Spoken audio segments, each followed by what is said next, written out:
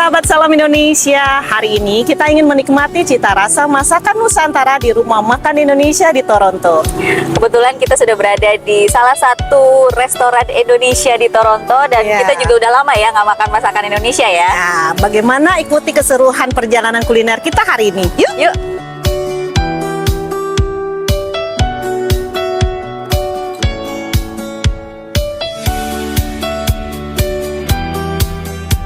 Rumah Makan Indonesia ini memiliki tempat yang cukup luas dan nyaman.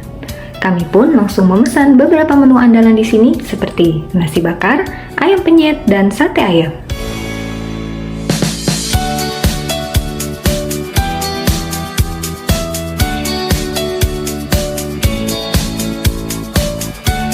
Selain cita rasanya yang otentik, menu makanan di sini juga bisa mengobati rasa rindu kita akan kuliner khas Indonesia.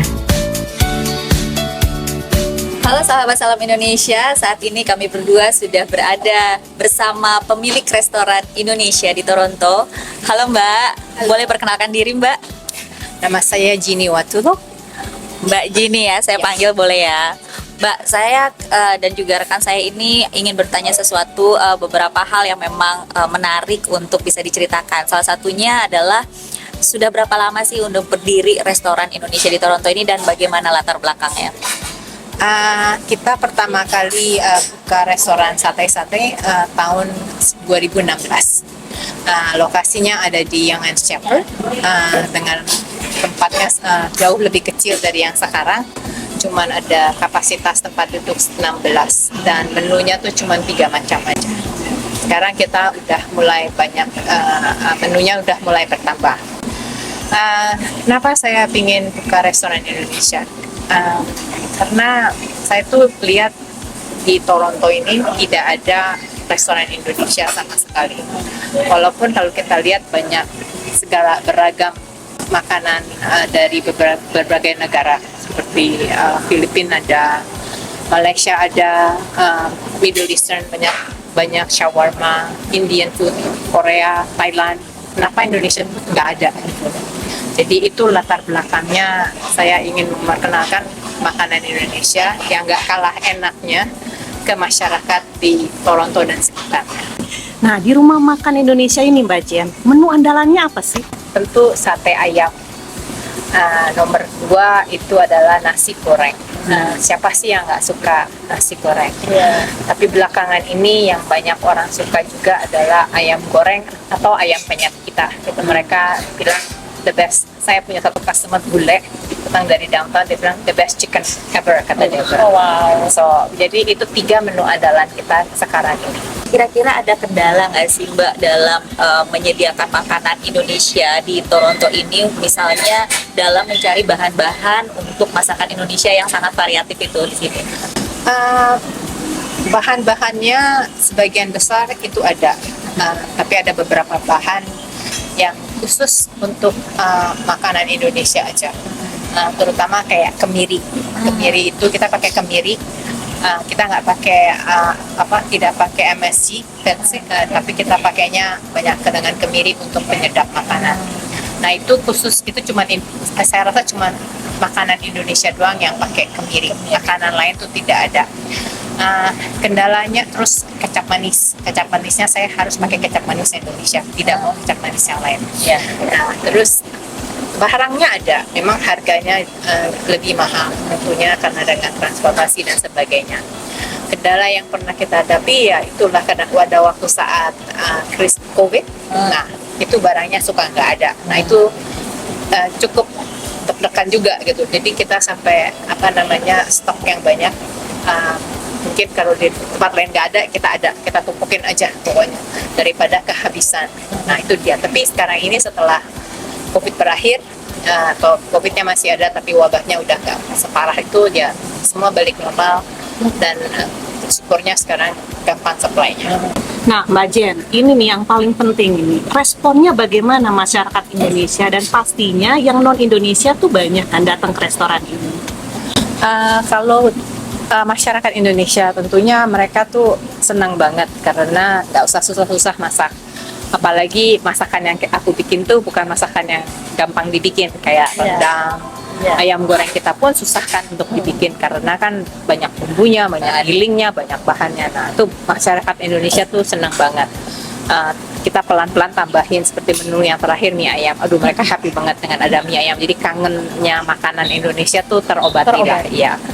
Terus bagi non Indonesian, mereka tuh mempunyai opsi gitu ya, terutama bagi masyarakat Muslim di sini. Mereka bilang opsinya mengenai makanan halal terutama karena kita semua bahan kita tuh semua halal. Jadi itu yang mereka bagi non Indonesian. Luar biasa loh, Iya. ternyata opsinya banyak untuk setiap pelanggan yang datang di rumah makan Iya, ini. tidak hanya dari masyarakat Indonesia saja ya.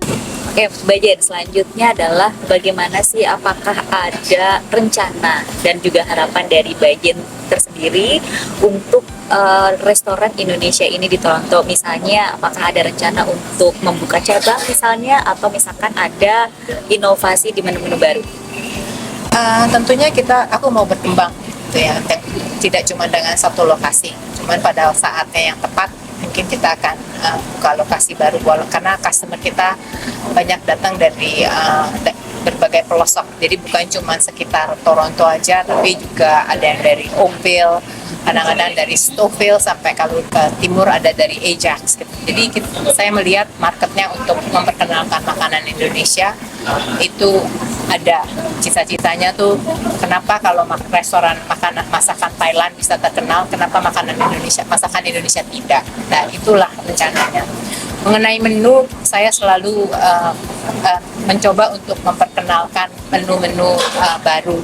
Jadi tidak hanya terkonsentrasi pada satu daerah Indonesia aja, tapi aku pilih misalnya siapa tahu ada dari Sumatera, dari Kalimantan, menu-menu yang mungkin bisa cocok lidahnya dengan cocok dengan lidah orang non Indonesia di sini. Itu yang jadi satu persatu mau memperkenalkan masakan dari seluruh Nusantara. Semoga harapan-harapannya bisa terwujud dalam Ya. waktu dekat ya Mbak ya. Nah, ini ada pertanyaan yang paling penting nih Mbak Jen. Jadi ada pesan dan tips untuk masyarakat Indonesia yang berkeinginan untuk membuka rumah makan Indonesia khususnya di Toronto ini. Pesan saya bagi mereka yang berniat untuk membuka makanan Indonesia atau restoran Indonesia di Toronto dan sekitarnya, satu yang paling penting adalah lokasi. Jadi lokasi itu sangat penting karena tanpa lokasi yang penting ya mungkin susah dijangkau untuk bagi masyarakat. Kedua, pilihan daripada menu mungkin jangan cuma terpaku dengan selera orang Indonesia saja karena masyarakat Indonesia itu tidak banyak, tetapi semua orang tuh suka dengan makanan Indonesia. Jadi kita harus lihat seleranya itu kayak apa sih yang kita memberikan. Ketiga adalah juga jangan cepat nyerah karena makanan Indonesia kurang dikenal, jadi kita mesti banyak promosi, mesti kuat hati untuk dalam menjalankan bisnis ini. Tapi yang paling jangan lupa juga keep it authentic, tapi tanpa musik. Boleh dirubah dikit tapi jangan sampai terlalu jauh karena kalau terlalu jauh rasanya udah nggak Indonesia lagi. Wow, itu tips yang luar biasa sekali ya Mi ya. Betul sekali. Nah, sahabat Salam Indonesia, ini akhir dari perjalanan liputan kuliner kita kali ini. Semoga liputan kali ini bisa memberikan berbagai informasi Dan juga bisa memberikan inspirasi bagi masyarakat Indonesia khususnya yang ingin membuka ya, usaha kuliner di ya, Toronto. dan mengedukasi semua komunitas Indonesia di Toronto. Baik, terima kasih Mbak Jenny atas Terima kasih, waktunya. Mbak Jen. Kami pamit, sahabat Salam Indonesia. Terima kasih. Terima kasih.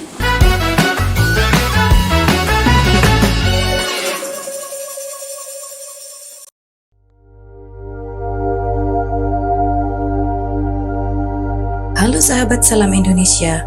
Baru-baru ini, sebuah fenomena alam yang menakjubkan, yaitu Aurora Borealis, menghiasi langit di berbagai negara di belahan utara dunia. Cahaya spektakuler ini bahkan tampak jelas di langit Toronto, Kanada.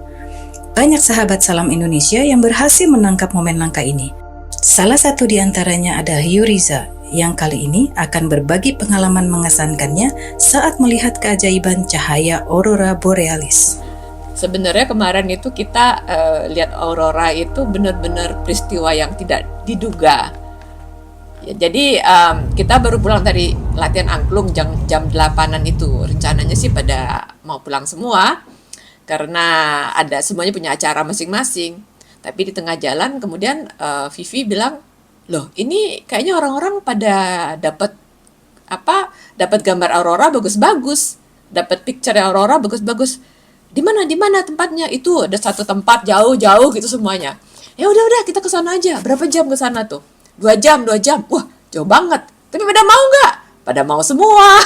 Soalnya itu kan menarik. Ya, di tengah jalan itu kita mikir, ini mau kemana? Mau ke utara 2 jam, ke rumah teman-teman yang dapat gambar yang bagus itu atau bagaimana? Akhirnya gini aja deh, kita lihat peta dark sky. Nah, jalannya tuh terus saja ke jalan lokal. Gelap sekali. Terus kemudian, wah udah gelap banget nih. Ayo kita coba lihat.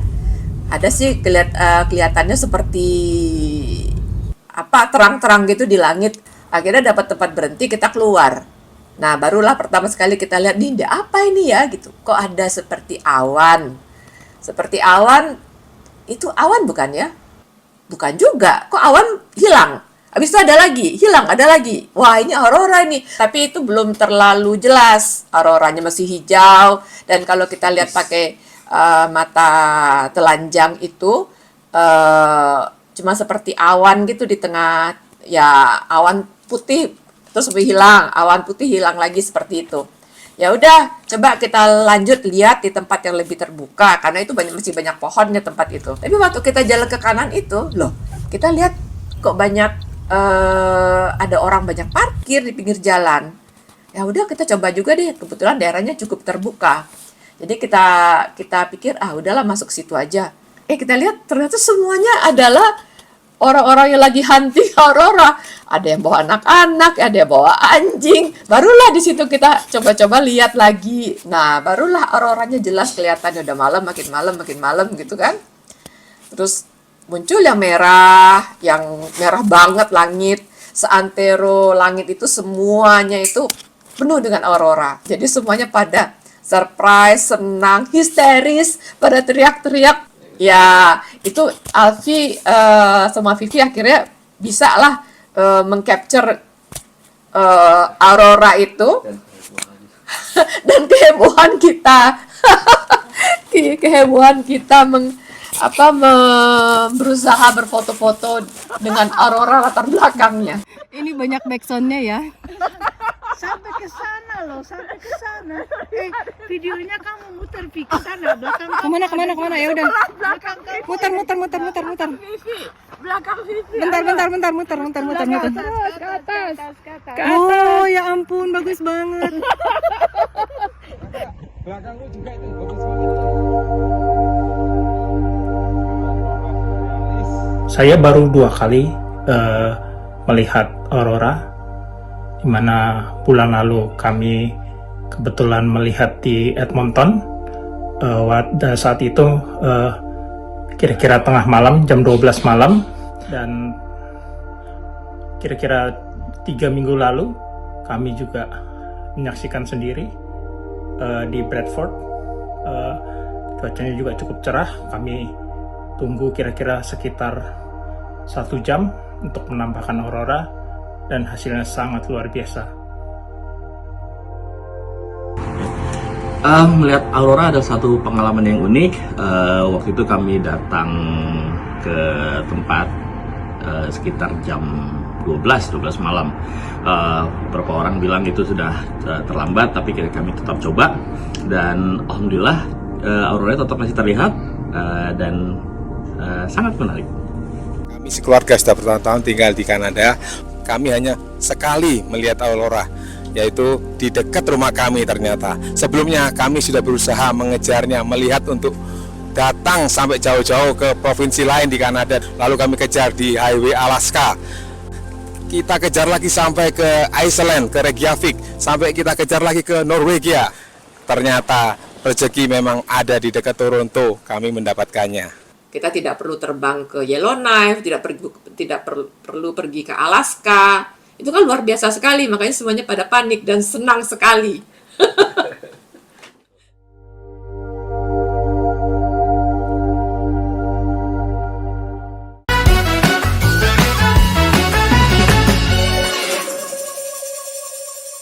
Sahabat Salam Indonesia, yuk kita simak segmen podcast perdana dengan topik ekonomi syariah.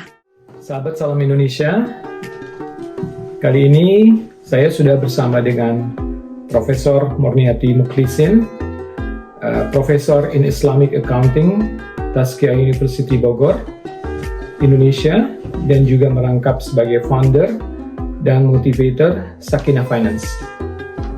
Selamat pagi, Prof. Ani. Selamat pagi, Pak Rizky. Saya manggilnya Madam Ani aja ya? Iya. Lebih enak kayaknya Biar ya? kita nyantai. Lebih santai ya? Iya. Oke. Jadi, ini selamat datang di Toronto nih, Madam Ani. aduh, thank you, terima kasih. Ini kedatangannya dalam rangka apa nih, Bu?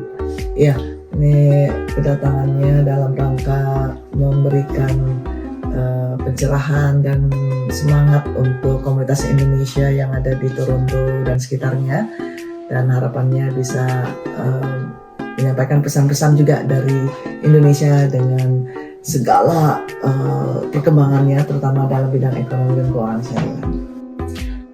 Mungkin pertama kali saya ingin bertanya tentang perjalanan Madam Ani sampai menjadi seorang Madam Ani saat ini gitu. Waduh. Madam Ani sama seperti dari dulunya, namun makin suka banyak belajar. Nah, jadi memang perjalanannya memang dari dulu sejak kecil memang sangat suka mengenyam pendidikan. Nah, jadi waktu ya berkenaan dengan yang digeluti sekarang yaitu ekonomi dan keuangan syariah, ini karena memang sejak memilih Islam sebagai panduan dan agama dalam kehidupan modern, dan dari situlah banyak belajar tentang syariah. Terlebih di Indonesia juga tahun 92 itu dimulai Bank Syariah Indonesia yang pertama di Indonesia, yaitu Bank Muamalat Indonesia, dan kemudian terus belajar sampai ke negeri jiran di Malaysia, di International Islamic University Malaysia, dan juga bersamaan mengembangkan satu lembaga platform untuk komunitas yang suka dengan perencanaan keuangan syariah, ingin mengaplikasikan syariah, nilai-nilai syariah dalam keuangan mereka, itu di Sakinah Finance. Jadi terus belajar dan belajar, bahkan mendapatkan beasiswa, sangat disyukuri ya, alhamdulillah, mendapatkan beasiswa S1, S2, S3 gitu ya. S1 di International Islamic University Malaysia, S2 di Universitas Indonesia, yang S3 di University of Glasgow, Scotland, UK, dan ada satu lagi PhD yang kedua di bidang Al-Quran dan Tafsir di PT IKI Jakarta. Oke, jadi kalau untuk sahabat Salam Indonesia mungkin yang belum terlalu familiar tentang ekonomi syariah, mungkin Madam bisa menjelaskan sedikit tentang apa itu prinsip-prinsip dari ekonomi syariah. Ya, selama ini ekonomi syariah dijelaskan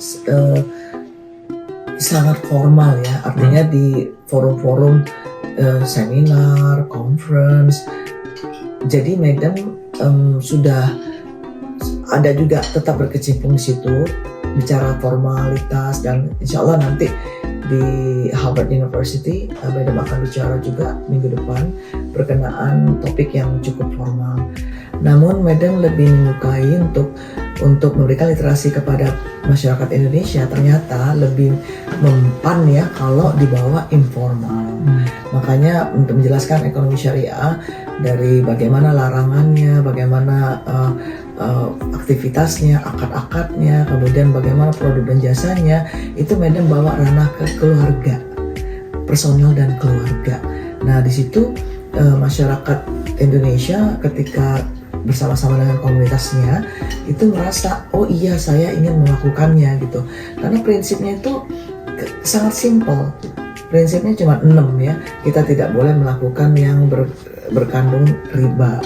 Kedua, kita tidak boleh memakai produk dan jasa ataupun melakukan transaksi yang berkenaan dengan doror, maisir, ya, goror, kemudian dolim, haram.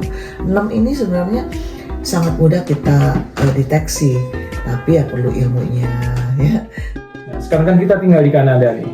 Iya. Tentunya kita memiliki tantangan sendiri ya dalam menerapkan praktik syariah yang baik ya. Menurut Madam Ani, ada nggak sekitar semacam saran atau advice bagi kita yang tinggal di sini? Ya, ini sama dengan mungkin di negara-negara yang dimana perkembangan keuangan syariah kurang gencar. Nah, di Kanada ini sudah ada beberapa ikhtiar dari masyarakat atau komunitas yang mendirikan Islamic mortgage misalnya. Nah, ini harus ditangkap. Jadi apapun yang bisa kita praktikkan, kita praktikkan. Jangan nunggu ada banyaknya produk dan jasa syariah seperti di Indonesia yang sudah sangat mushrooming. Jangan nunggu itu dulu baru kita mau praktik gitu kan. Karena Rasulullah SAW mengajarkan kita untuk mempraktikkan ekonomi keuangan syariah dalam kehidupan sehari-hari, bukan bagaimana mendirikan bank syariah, mendirikan perusahaan asuransi syariah. Nah, jadi pertama mulai dari rumah. Apakah kita makanan hari ini dibeli dengan cara yang halal? Tapi kita naik lagi nih ke atasnya. Apakah ini diusahakan walaupun itu hutang beli makanannya, apakah secara syariah? Terima kasih sekali lagi Madam Ani atas bincang-bincangnya. Sangat bermanfaat dan ini sangat keren menarik. ya, keren TV komunitas kita. Salam Indonesia dan terus memberikan salam-salamnya kepada masyarakat Indonesia.